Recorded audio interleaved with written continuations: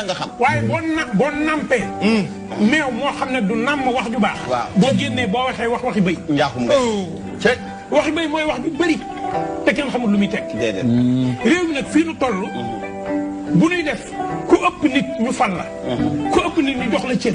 ku gën a mën a meeting ñu jox la cër. dootuñu tànn nit ci jikkoom. dañ koy tànn ci mbooloo mu am te mbooloo nag alal da koy jënd. da koy jënd. kon tey ku di jox cër ngay wax ci biir nit ñi. xalaatal ne penalty bu amee ci terrain. léegi danoo am moyen wu. arrêté match bi. dem VAR. dem seetaan ñu. lu fi nit wax nag danañ ko nekk. alaaji vaar boobu. vaar boobu dafa war nit. fan yii yóbbu nañ ma VAR. waaw ñu ne yóbbu vaar bari. man damaa yóbbu VAR. loo def Sall. Je me rends compte que les gens ne lisent pas les textes. Si les gens continuent à dire qu'il est possible que le président fasse un troisième mandat, je dis peut-être qu'on n'a pas lu le texte. 27. Et notamment l'article 27 qui dit très clairement nul ne peut exercer plus de 2 mandats. Le projet de révision de la Constitution est très clair. Nul ne peut faire plus de 2 mandats consécutifs. Nul. Ça veut dire que la question du troisième mandat ne se posera plus dans l'histoire du Sénégal. Vous savez, la Constitution du Sénégal est très claire sur la question et ne laisse place à aucune interprétation. L'article 27 de la Constitution dit « Le président de la République est élu pour un mandat de 5 ans renouvelable une fois. Nul ne peut exercer plus de 2 mandats consécutifs. » Je vais répéter la phrase. Nul ne peut exercer plus de 2 mandats consécutifs. Je vais répéter la phrase une 3e fois. Nul ne peut exercer plus de 2 mandats consécutifs. Est-ce qu'il y a place à interprétation?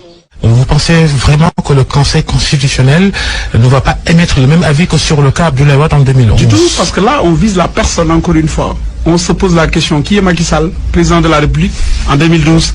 Est-ce qu'il est redevenu président de la République en 2019? On dira oui, les mandats étant consécutifs, portant sur une seule personne, il ne peut plus être candidat.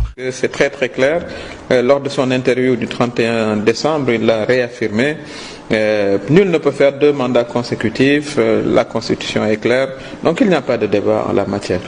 mandat bi yóbbu ko juróom-ñaar indi ko juróomi at te kenn dootu ko laal mi ngi ci biir donc amul 3e mandat amul dara ndaxte ca wàññi ba ñuy wàññi pour xam ndax ñaari mandat yi am na bii muy def nii ci la bokk donc loolu dama bëgg Sénégalais yi dégg ko bu baax amul risque 3e mandat wàññi bi bii bokk na ci ñaareel ba muy diir mooy makk bu mujj